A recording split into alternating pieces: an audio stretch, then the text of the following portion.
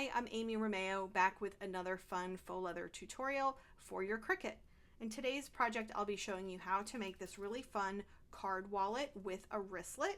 The wristlet is great for holding on your hand or your arm to keep all of your important items handy.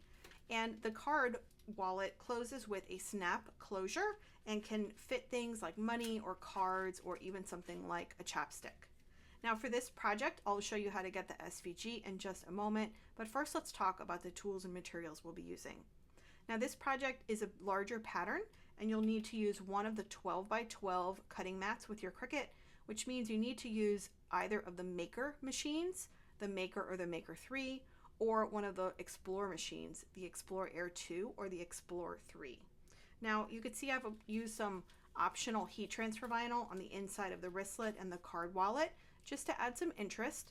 You can skip that step if you'd like, but I am going to show you how to cut that today with making this project. I'm going to use my Easy Press Mini to apply the heat transfer vinyl to the faux leather, but you could also use a regular Easy Press or a regular heat press set to about 265 degrees. Now the faux leather that I'm using, this comes on a sheet, and I'll have links to this and all of the materials that I'm using today for you.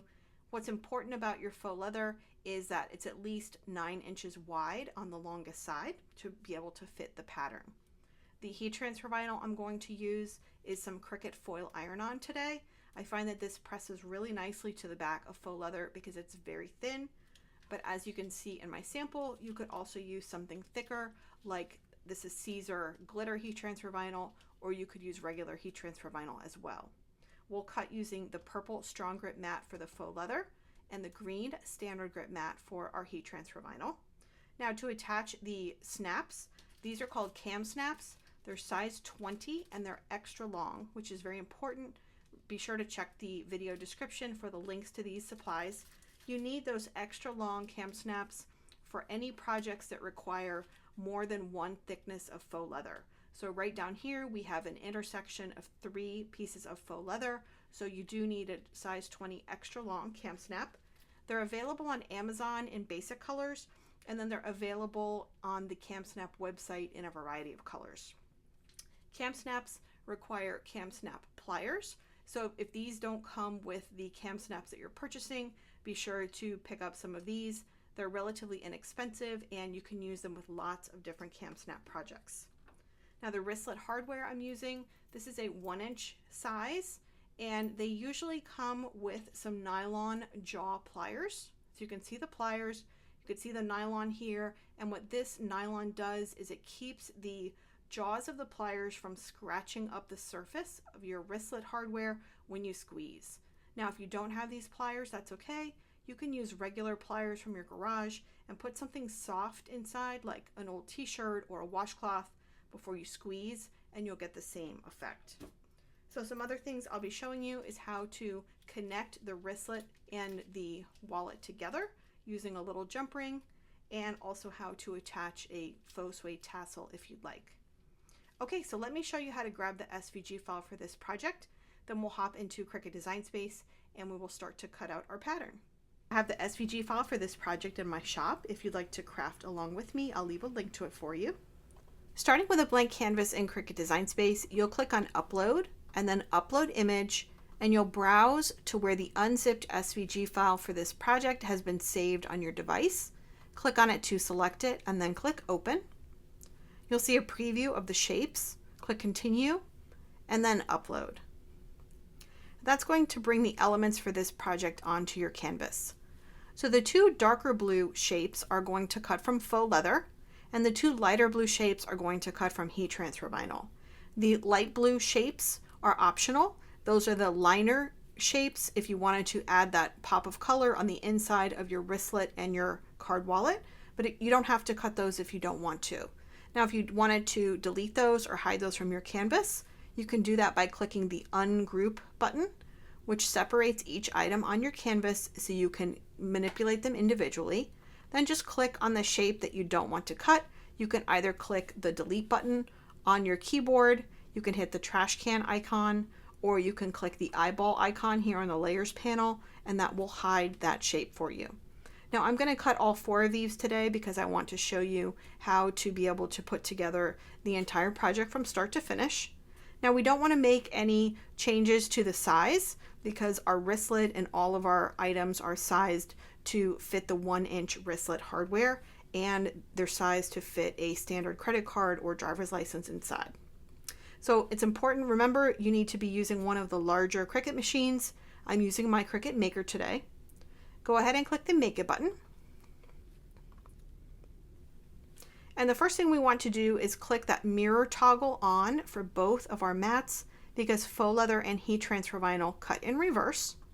Then I'm going to click back here on the faux leather mat, and since the piece of faux leather that I'm using is 9 by 12, I want to make sure to fit my pattern here inside the boundary of that 9 by 12 imaginary border. So I'm just going to click and rotate this shape this way, and then I'm going to drag my shapes into place here. Now, if you wanted to use this empty area here to cut some earrings, for example, then you can drag this shape over here to the edge of your mat, and then you'll be able to reuse this faux leather here. So it's just important that both of your shapes fit within that 9 by 12 boundary. And then for the heat transfer vinyl mat, I'm just going to pull my shapes away from the edge a little bit just to optimize how they're going to cut. I think what I'll do is turn this a little bit as well. So I'll click back on my faux leather mat, click continue. For the faux leather mat, I'll be using the faux leather paper thin setting. If you don't have it bookmarked as a favorite like I do, you can click on Browse All Materials and search for it. If you're using the Explore Air 2 machine, you'll need to turn your dial to custom before you can find this setting when you search. So we'll use faux leather paper thin and more pressure. And here's the reminder that we're just using the regular fine point blade that came with our Cricut machine. Now for your heat transfer vinyl mat, you'll want to use the setting recommended by the manufacturer of your particular material. So I'll be using the Foil Iron On setting with default pressure. Okay, so let's hop back over to my overhead camera. We will cut out our mats and we will begin to assemble our card wallet and wristlet. So using a purple strong grip mat, I'm going to take my piece of faux leather that's 9 inches by 12 inches in size, flip it over so the pretty side is down, and I'm going to line it up on my purple mat, press it down really well with your fingers all over, and then I'm going to use some blue painter's tape and tape my piece of faux leather down on all sides. This is going to help me get a much better cut with my Cricut because the faux leather is less likely to move around as the blade runs through it. So I already have my faux leather paper thin cut setting ready to go. So I'll just load my mat into the machine and begin the cut.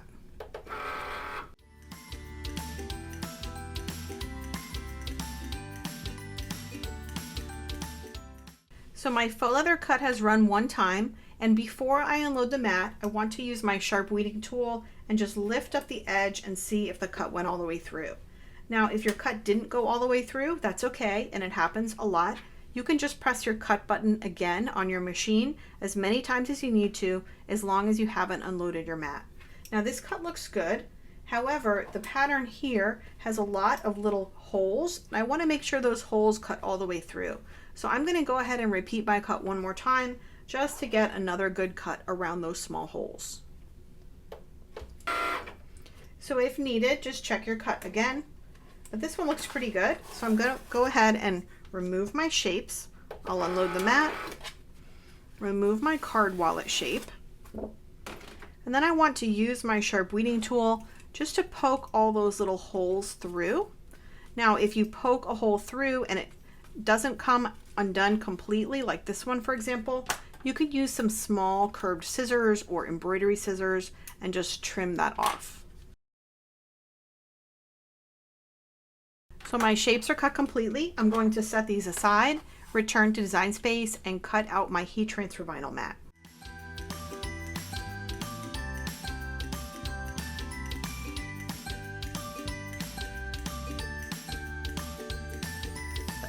Okay, so I've protected my work surface with a heat pressing pad, and I've preheated my Easy Press Mini to the low setting, which is that first green line. If you're using a larger easy press or a larger heat press, you could set it to about 265 degrees. Even though heat transfer vinyl generally presses at higher temperatures, I find that a lower temperature when pressing on faux leather works best.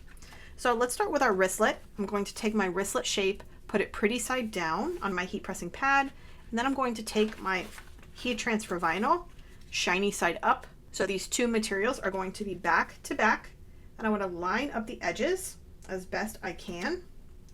And then I'm going to use a cover sheet. Again, you can use a Teflon sheet or butcher paper or parchment paper.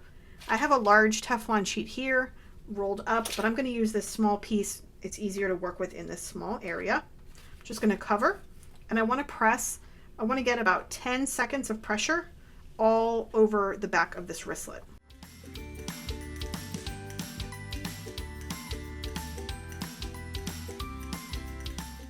So now that I've applied even pressure and heat all over the back for at least 10 seconds, I'm going to very slowly try and peel away the clear carrier sheet.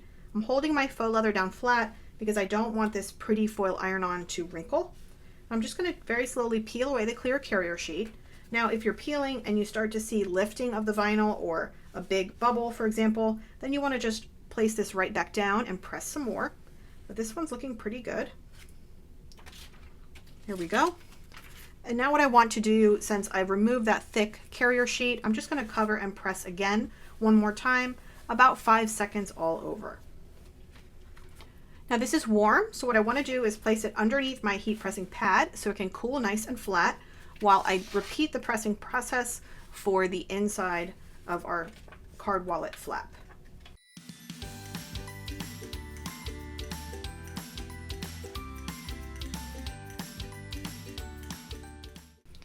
So that looks really good. You should be able to see a little bit of the texture of your faux leather coming through your foil iron-on. If you're using heat transfer vinyl, that's a tiny bit thicker than foil iron-on, so you might not see the texture, but it's really important that you get this well adhered to the back of your faux leather and there's no lifting or bubbling. So take your time with this and cover and press as many times as needed. Now this also is warm, so I'm going to set this aside to let it cool, and we're going to talk about Kam Snaps. So just a reminder, the Kam Snaps are plastic snaps. They're size 20, and we're using the extra long version. And what extra long means is just that the cap in our little Kam Snaps, they have an extra long post. And that's important for squeezing these Kam Snaps onto more than one layer of faux leather. So I like this little leaflet. This came with my Kam Snaps, and I'll leave a copy of this in your download folder because it really is a helpful guide to installing the Kam Snaps. So what you'll want to do is go through your bag or your box of your size 20 extra longs and pull out these 4 pieces. So you want one cap, you want one stud. The stud has little bumps on the top. You want one socket. It has a little indentation. And then you want one more cap. So find one of each of these in your little bag or box and lay them down here on your work surface so you have them handy. Now, the first thing we're going to do is take our bottom cap here, and you want to put it on one or the other of the flaps facing down. So I'm left-handed, so I'm going to put it on this side. So I'm just putting it facing down on that flap through the hole, and then fold over so that that post is sticking up. And again, this is the extra long post. Now I'm going to take the other flap, doesn't matter which one, fold it over as well. So now they're both on the extra long post. Now we're going to take our bottom flap and fold it up, and then you have all 3 of them there. Now you'll want to spend just a moment kind of arranging your little flaps, making sure they look nice and neat, and then use those little pieces of blue painter's tape just to tape those into place so they don't shift around while we're pressing. Once you press this into place, you won't be able to make any adjustments to where the faux leather sits. Okay, so now that we have that done, we're going to find our socket, which is the little piece. It has an indentation, and that's where the stud is going to snap into. So we're going to take this, put it right on that post. You can see it there on the front. Our cap is on the inside. I'm holding this with both of my fingers. I'm going to get my Kam Snap pliers, And the black piece of the Kam Snap pliers always goes over the cap. And once you line the cap up inside this part of the pliers, you won't be able to see it anymore. And that means that you've got it lined up correctly. So I'm just going to slide this in here until I get that cap completely inside. I know it's a little hard to see, but once you have the cap completely inside the black part, then this part will also line up and you'll be ready to squeeze. So squeeze as hard as you can. Then release, and now you've got your little socket down here on the bottom. So you can just take this blue painter's tape off carefully. And if you wanted to put something small in your card wallet, like coins, you might want to apply some glue here just to glue these little flaps down. If you glue, use a fabric glue or maybe a hot glue gun, and then just apply your tape again to make sure that this flap dries nice and flat when you're gluing. Okay, so now we're going to put our top flap snap on. So again, we're going to take our cap. This time it's going to go on the outside of the flap, on the pretty side of the faux leather. Just pop that on. And then we're going to go from the inside. You're going to find your stud piece. The stud has lots of little bumps. The bumps are going to go down onto the faux leather, just like that. Again, I'm holding this in place with both of my fingers. I'm going to use my pliers, find the black part of your Kam Snap pliers, place it over the snap so the snap is covered completely, and then squeeze. And there you go. There's the Kam Snap. Now before we assemble our wristlet, we also want to attach our small jump ring here so we're able to connect the wristlet. So I'm going to use a 10mm jump ring. Pick a metal that matches the metal color of your hardware. Then I'm just going to open up this jump ring and slide it onto the holes.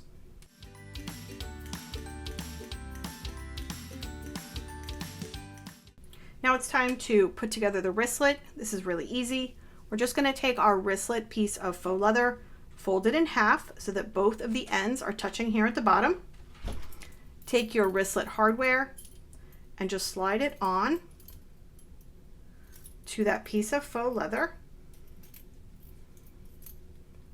You'll notice that the back side of the wristlet hardware has some teeth. Those teeth are going to press into the faux leather and keep it secure. So now I'm going to take my wristlet pliers, my nylon jaw pliers, very carefully fold over and squeeze. And now the wristlet part is complete. So I'm going to take another jump ring, and all I'm going to do is connect the wristlet to our card wallet jump ring. And then if you wanted to add something like an optional charm or a tassel, you can do that again with another jump ring. And that's that. Isn't that cute? Here's another look at the card wallet with wristlet. I really hope you like this project and you make one of these yourself. Remember, I have links in the description for you for the SVG and also for all the materials that I used. Thanks so much for watching, and I'll see you in the next video.